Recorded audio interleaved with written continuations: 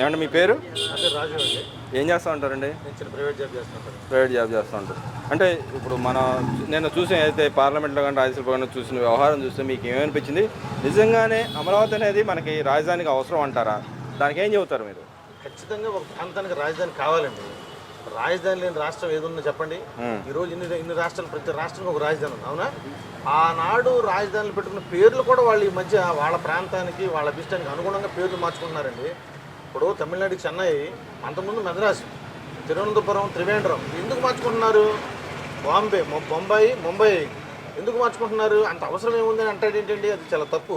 ఒక రాష్ట్రం డెవలప్ కావాలంటే ఖచ్చితంగా రాజధాని కావాలి. రాజధాని అంటే అర్థం ఏంటండి? అడ్మినిస్ట్రేషను, అన్ని రకాల యొక్క సంస్థలన్నీ కూడా అక్కడ ఉండాలి, జ్యుడిషియల్ ఉండాలి.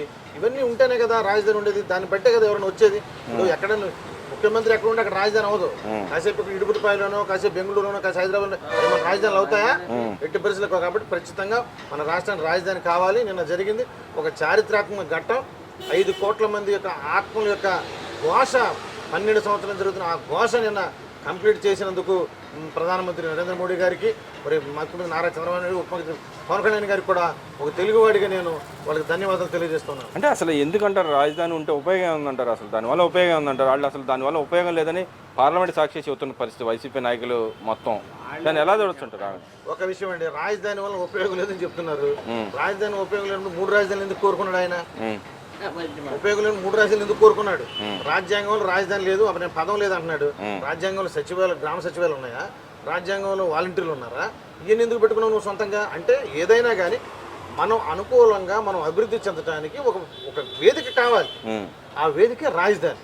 వేదిక లేకపోతే నువ్వు ఎక్కడి నుంచో మాట్లాడతావు? వేదిక లేకపోతే నేను ఎక్కడి నుంచి కలుస్తారు? ఈ యొక్క రాజధాని అభివృద్ధిని చూస్తే ఫారినర్స్, ఇన్వెస్టర్లు వాళ్ళు ఒక ఆకర్షణకు గురవుతారు. బ్రహ్మాండంగా ఉంది ఈ రాష్ట్రం, వాళ్ళు ఊరంతా తిరగలేరుగా. రాజధాని గురించి రాజధాని చెక్ చేస్తారు. రాజధాని బాగున్నప్పుడు వాళ్ళు ఇన్వెస్ట్మెంట్ పెడతారు, పెట్టుబడులు వస్తాయి. వాళ్ళకి మనం ఇన్ఫ్రాస్ట్రక్చర్ కల్పిస్తే ఇప్పుడున్న నిరుద్యోగ యువతకి మనం ఉన్న మ్యాన్ పవర్ మొత్తాన్ని కూడా చక్కగా ఉపయోగించుకుని ప్రతి ఒక్క కుటుంబం డెవలప్ అవడం, తలసరి ఆదాయం పెరుగుతుంది, తద్వారా వార్షిక ఆదాయం పెరుగుతుంది, తద్వారా జాతీయ ఆదాయం కూడా పెరిగే అవకాశం ఉంది. కాబట్టి రాజధాని ఖచ్చితంగా ఉండాలి. రాజధాని లేని రాష్ట్రం అనేది ఏది లేదు.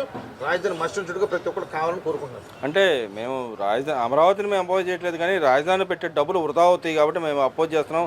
అది ఒక తలసరి పుట్టే మనిషి దగ్గర నుంచి ఇప్పుడు ఉన్నవారి దాదాపు 20,000 నుంచి 30,000 దాకా పడుతుంది. ప్రతి మనిషి మీద 2 లక్షల కోట్లు ఖర్చు చేయడం అనవసరం అని మాట్లాడుతూ ఉన్నారు కదా సార్. ఈ రోజు ప్రపంచంలో అగ్రగామి దేశం అమెరికా అండి. అమెరికా ఏ రకంగా డెవలప్ అయిందండి? ప్రపంచ బ్యాంకుని తీసుకొచ్చి కొంచెం అప్పులు తీసుకొచ్చి ఆ దేశంలో ఉన్న రహదారులు డెవలప్ చేసుకొని, ఆ దేశంలో ఇన్ఫ్రాస్ట్రక్చర్ పెట్టుకుని, కంపెనీలు ఇన్వెస్ట్ పెట్టుకున్న తర్వాతనే ఆ దేశం డెవలప్ అయింది. ఇప్పుడు మన హైదరాబాద్లో హైటెక్ సిటీ పెట్టినప్పుడు ఏమన్నా మన సొంత డబ్బులతో పెట్టామండి? ప్రపంచ బ్యాంకును అధికారులు తీసుకొచ్చి పెట్టలేదా? అప్పుడు వాళ్ళని తీసుకొచ్చి మనం ఇన్వెస్ట్మెంట్ చేయించలేదా? తద్వారా ఈ రోజున హైదరాబాద్ ఎంత ఆదాయం సంపాదించి, నువ్వు ఎక్కడో అమెరికా వెళ్ళాల్సి వస్తుంది. పక్కన తెలంగాణ రాష్ట్రానికి 300 ఆదాయం హైదరాబాద్ నుంచి వస్తుందండి. 300 ఆదాయం ఎందుకు వస్తుంది హైదరాబాద్లో? ఆ రోజున మనం ప్రపంచ బ్యాంకు నుంచి అప్పు తీసుకొచ్చి, ప్రపంచ బ్యాంకు ఆయన చైర్మన్ తీసుకొచ్చి, అక్కడ మేనేజర్ని తీసుకొచ్చి అక్కడ చూపించి, ఆయన అలాగే బిల్ గేట్స్ని తీసుకొచ్చి ఇలా ప్రపంచం అందరిని తీసుకొచ్చి మీరు ఇన్వెస్ట్మెంట్ పెట్టండి అని పెట్టుబడులు సేకరించి అప్పులు తీసుకొచ్చి హైదరాబాద్ నిర్మించే ఉన్నారు. ఈరోజు ఆ ఫలాన్ని మనం అనుభవించట్లేదా? కాబట్టి అలాగే ఇప్పుడు నా ఇంట్లో డబ్బులు లేవండి, నా బిడ్డలు బాగా చదువుతున్నారు. అప్పుడు నేను ఏం చేస్తాను? డబ్బుల్లో అప్పు చేసి ఆగిపోతానా? లేదు, బయటకు వెళ్ళి అప్పు చేస్తా, తీసుకొచ్చి నా బిడ్డను చదివిస్తా. మంచి స్థాయికి వచ్చినప్పుడు ఆ ఫలం ఎవరు పొందుతారండి? మళ్ళీ నేనేగా పొందేది. నేను పెట్టింది ఎప్పుడైనా ఒకటండి, ఒక బస్తాడు ఒడ్లు చెప్తే 50 బస్తాలు ఒడ్లు మనం పండించుకుంటాం. అలాగే ఇన్వెస్ట్మెంట్ లేనిది ఏది జరగదు. అప్పు చేయాలి, తద్వారా కష్టపడాలి, రాజధాని డెవలప్ చేసుకోవాలి, రాష్ట్రాన్ని డెవలప్ చేసుకోవాలి. అంటే ఈయన అంటున్నాడు కదా, రాష్ట్రం అసలు డెవలప్మెంటే కావట్లేదు, ఎక్కడ ఏం లేదు, పేర్లు దబ్బేయడానికి, అక్కడ ఉన్న అక్రమాల వాళ్ళు పాల్పడడానికి తప్పితే దేనికి ఉపయోగపడదు అది అని చెప్పి మాట్లాడతారు. వాళ్ళు ఎవరైతే వాళ్ళ అన్యాయులు ఉన్నారో వాళ్ళు కట్టబెడుతున్నాడు అక్రమంగా అని చెప్పి మాట్లాడుతూ ఉన్నాడు. సార్ 2014 నుంచి 2019 తెలుగుదేశం పార్టీ పరిపాలించింది. 2019, 2024 5 సంవత్సరాలు ఉన్నావు కదా. 5 సంవత్సరాల్లో డబ్బులను దోషిపెట్టేసి అమరావతి నాశనం చేసి అని నువ్వు అన్నావు కదా. నువ్వెందుకు ఎంక్వైరీ కమిషన్ వేయలేదు? లేదు? ఎందుకు ఒక్క కేసును ప్రూవ్ చేయలేకపోయావు? ఎందుకు అందరూ కూడా జైల్లో పెట్టలేకపోయావు? నువ్వు 5 సంవత్సరాలు నువ్వేం చేయగలిగావు? 5 సంవత్సరాలు కూడా ఇలాంటి దళారి మాటలు మాట్లాడుకుంటూ ఎక్కడో జరిగిపోతుంది, ఎక్కడో ఇలాంటి దళారి మాటలు చెప్పుకుంటూ వచ్చి ప్రజలను మభ్యపెట్టావు. 5 ఏళ్ళు నువ్వు నాశనం చేసావు ఏమీ చేయకుండా. తిరిగి మళ్ళీ ఈరోజు అధికారంలోకి వచ్చారు, వాళ్ళు రాజధాని మీద పునర్నిర్మిస్తున్నారు, చక్కగా అభివృద్ధి జరుగుతుంది, ఇతర బయట దేశాలు కూడా కంపెనీలు వస్తూ ఉన్నాయి.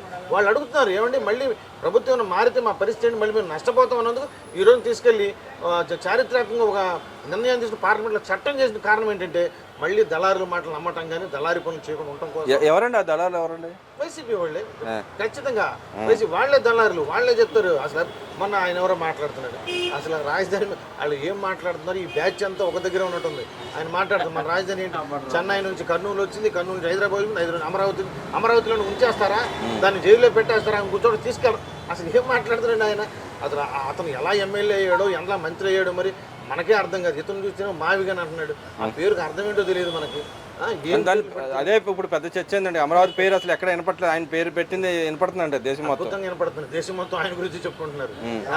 ఎవడో ఈజిప్ట్ లో నీరో చక్రవర్తి కానీ పిడియలు వాయించుకున్నట్టుగా రాజధాని తగలబడిపోతుంటే ఈయన మటుకు ఏమో రాజధాని అభివృద్ధి ఉంది మావిగాని చెప్పి పిచ్చి పేర్లు పెట్టుకోబట్టి ఏదైనా ఒకటండి, ఒక ప్రసిద్ధి రోజు జనాల్లో కనపడాలంటే మంచి కమెడియన్ అవ్వాలి, లేదా ఏదైనా అభివృద్ధి చేయాలి. ఇది రెండో కోవ చెందినాడు, మొదటి కోవ చెందినాడు.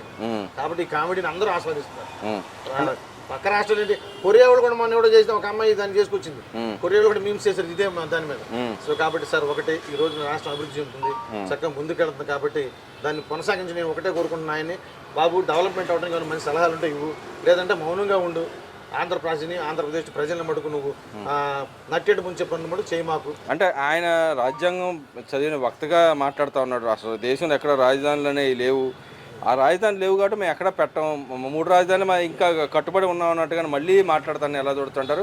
ఇంకో పక్క విజయసాయి గారు అన్నారు అమరావతి రావడం మంచిదే కానీ అమరావతి కాకుండా చూసుకోని చెప్పి మళ్ళీ వ్యంగ్యంగా ఆయన మాట్లాడుతున్నారు. ఎలా చూడుతుంటారు సార్? ఎప్పుడు కూడా ఇది ఏంటంటే వాళ్ళు కులాలు మతాలు ఇదేనండి వాళ్ళ ఎయిమ్స్.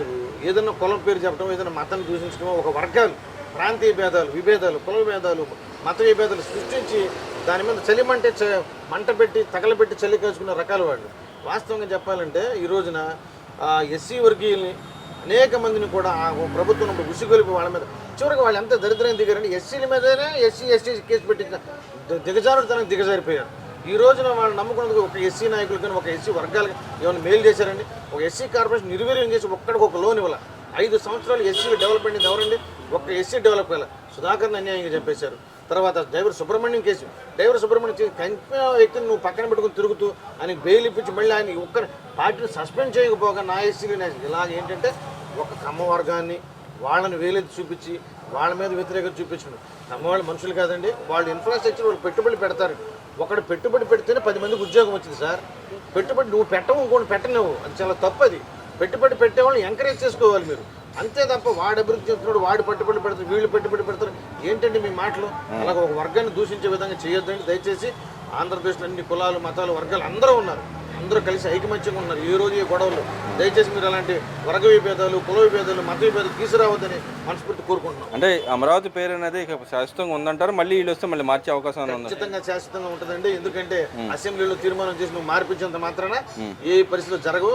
పార్లమెంట్లో చట్టబద్ధత కల్పించి, అందుకే నీలాంటి పిచ్చి మాటలు పిచ్చి వేషాలు వేస్తారని పార్లమెంట్లో చట్టబద్ధత కల్పించారు. అంటే ఇక్కడ రేపు పొద్దున వచ్చిన తర్వాత వీళ్ళు ఒక మళ్ళీ అసెంబ్లీ సాక్షిగా మళ్ళీ ఇంకో ఇది తీసుకొచ్చి ఏదైతే అందరూ కలిసి ఒక తీర్మానం చేసి మళ్ళీ ఆ తీర్మానం పంపించి పార్లమెంట్లో మళ్ళీ పాస్ చేసుకుంటే అసలు పార్లమెంట్లో పాస్ అవుతుంది. ఎందుకంటే ఎట్టి పరిస్థితులు ఈ రోజున ఇతనంటే కప్పదాటి వ్యవహారాలు, మాట మార్చే వ్యవహారాలు, వాళ్ళు ఒక మాట రేపు మాట్లాడదు. కానీ దేశం మొత్తంలో అన్ని ప్రాంతాల ప్రజలు, అన్ని ప్రాంతాల పార్టీలు కూడా, అన్ని రాష్ట్రాల పార్టీలు కూడా దీన్ని ఏకగ్రహం ఒప్పుకున్నాయి. కాబట్టి మళ్ళీ వాళ్ళు మాట మార్చే విధానం ఉంది, ఎట్టి పరిస్థితులు ఉండదు. ఒకసారి పార్లమెంట్లో చట్టం చేసిన తర్వాత మళ్ళీ దానికి పెద్ద ప్రొసెసర్ ఉంటుంది. కాబట్టి అది ఇంపాసిబుల్ జరగదు. అంటే మరి ఒకవేళ ఆయన మార్చదలుకున్నప్పుడు జరిగే నష్టాన్ని ఎవడు పూడ్చాలంటారు? ఖచ్చితంగా వాళ్ళే పూడ్చాలి, ఖచ్చితంగా వాళ్ళే పూడ్చాలి. ఈ రోజు పోలవరం నిన్న డయాఫ్రామ్ వాళ్ళు కట్టించారు, 4 ఏళ్ళు దాన్ని ధ్వంసం చేయడం వల్ల నాశనం అయిపోయింది. కొన్ని మనకు ఇలాంటి అసలు ఒక చట్టం తీసుకురావాలండి. ఎవడైతే స్కాముల్లో ఉన్నాడో, ఎవడైతే మద్యం స్కాములు, లిక్కర్ స్కాముల్లో ఉన్నారో, ఇట్లాంటి స్కాములు, ఇసుక దోపిడీలు ఉన్నారో, ఇలాంటి మొత్తం తీసుకొచ్చి వాళ్ళ తప్పు నిరూపించి వాళ్ళ దగ్గర వచ్చిన నష్టం మొత్తం వాళ్ళ దగ్గర రికవర్ చేసి ఈ రాష్ట్రానికి ఉపయోగిస్తే ఖచ్చితంగా రాష్ట్రం అలాంటి చట్టాలు ఉన్నాయంటారు? అసలు ఖచ్చితంగా ఉన్నాయని తీసుకురావాలండి. మన ప్రత్యేక ఒక అమెండ్మెంట్ పాస్ చేయాలి. ఈ రాష్ట్రంలో పాస్ చేసి ఖచ్చితంగా వాళ్ళ నుంచి వాళ్ళ ఆస్తులు జప్తు చేసి రాష్ట్రానికి ఉపయోగపడి చేస్తే బ్రహ్మాండంగా రెండోసారి ఎవరు తప్పు చేయకుండా. అంటే ఇంత మట్టికి అలాంటి అవ్వలేదు కదా, ఇంత మట్టికి అవ్వలేదు కదా, జరిగే అవకాశం ఎంత మాత్రం ఉందంటారు? ఖచ్చితంగా ప్రజలు రెవల్యూషన్ వస్తే పెద్ద విషయం ఉందండి. ఇప్పుడు ఈ రోజు అమరావతి అవుతుంది అనుకున్నారా? జుట్టుబడి ఈడ్చి కొట్టేశారు, చీరలు చింపేశారు, అరెస్టులు చేశారు, పూజలకు వెళ్ళకుండా ప్రచారాలు చేసుకుంటూ చేశారు. ఇవన్నీ ఆగినాయండి. ప్రజలు ఒక్కసారి కలుచుకుంటే ఏదైనా సాధ్యమేనండి. ప్రజాస్వామ్యంలో సాధ్యమే. ఇది రాచరిక పరిపాలన కాదు, నియంత పరిపాలన కాదు. మన ప్రజాస్వామ్యం కూడా ఖచ్చితంగా అలాంటి జరుగుతుంది. ఓవరాల్గా ఈ నిన్న జరిగిన కార్యక్రమం తర్వాత జరిగిన పరిణామాలు చూస్తే మేము ఏమనుకున్నాం, నిజంగానే ప్రజలందరూ సంతోషించారంటారు, లేకపోతే ఎక్కడ వాళ్ళకి తోచిన వాళ్ళు ఎవరో నలుగురు చేసుకున్నారులే హ్యాపీగా వాళ్ళు ఉన్నారు, మాకు ఏం ప్రాబ్లం లేదనుకున్న వాళ్ళు ఉన్నారంటారు? సార్ ప్రతి ఒక్కరికి పిల్లలు ఉన్నారు, ప్రతి ఒక్కరికి బిడ్డలు ఉన్నారు, ప్రతి ఒక్క కుటుంబాలు అభివృద్ధి చెందాలని కోరుకుంటుంది. అభివృద్ధి కావాలని కోరుకున్న ప్రతి ఒక్కరు కూడా అమరావతిని సపోర్ట్ చేస్తారు. నాకు తెలిసి రాష్ట్ర ప్రజలందరూ కూడా ఎవరి కుటుంబాల వాళ్ళు ఎవరి బిడ్డల వాళ్ళు అందరూ అభివృద్ధి చెందాలని కోరుకున్న ఆకాంక్ష కలిగిన వాళ్ళు కాబట్టి ఖచ్చితంగా అమరావతిని సపోర్ట్ చేశారు, చేస్తారు. ఫ్యూచర్లో కూడా అమరావతిని జై అమరావతి జై జై అందరూ నినదిస్తారు కూడా. మరి మీరు ఒక టీచర్ కాబట్టి నేను అడుగుతున్నాను, గతంలో పిల్లలకి చెప్పాలంటే రాజధాని ఏదని చెప్పేవాళ్ళు, ఇప్పుడు రేపు రాబోయే రోజుల్లో మీరు ఏ పేరు చెబుతారంటారు? గతంలో రాజధాని ప్రశ్న వాళ్ళు ఏ ఎగ్జామ్లు కూడా ఇవ్వలేదండి, ఎందుకంటే వాళ్ళకి తెలియదు కాబట్టి. ఆ విద్యాశాఖ మంత్రికి తెలియదు, వాడికి తెలియదు, ఎవరికి తెలియదు కాబట్టి ఆ క్వశ్చన్ ఇచ్చేవాళ్ళు కాదు. మాకు కూడా అవకాశం రాలా. ఈ బాబు మన ఆంధ్ర రాజధాని చెప్పడానికి కూడా నాకు కూడా నోరు రాలే, ఏం చెప్పాలి నాకు కూడా తెలిసేది కాదు. ఈ రోజు ధైర్యంగా నేను కూడా చెప్తాను, అమ్మ మన రాష్ట్ర రాజధాని అమరావతి ఖచ్చితంగా చెప్పునే ధైర్యాన్ని మాకు భరోసాను కల్పించారు మన ముఖ్యమంత్రి ఉప ముఖ్యమంత్రి గారు, కాబట్టి వాళ్ళకి ధన్యవాదాలు. అంటే మరి పిల్లలు ఇన్ని రోజులు మరి రాజధాని ఏదంటే ఏమనుకుని ఉంటారు, ఢిల్లీకి వచ్చే క్వశ్చన్ ఉండి ఉంటుంది, మరి అమరావతి విషయం రాష్ట్ర విషయం కూడా రావాలి కదా. మామూలుగా అయితే మేము చదువుకునేప్పుడు కూడా అలా వచ్చాయి క్వశ్చన్లు, కానీ ఇప్పుడు మధ్యలో ఎందుకు మాయమైపోయింది అంటారు? మాయమైపోయింది, వాళ్ళకి ఏమి ప్రశ్న ఇస్తే సమాధానం వాళ్ళ దగ్గర కూడా లేదు కాబట్టి.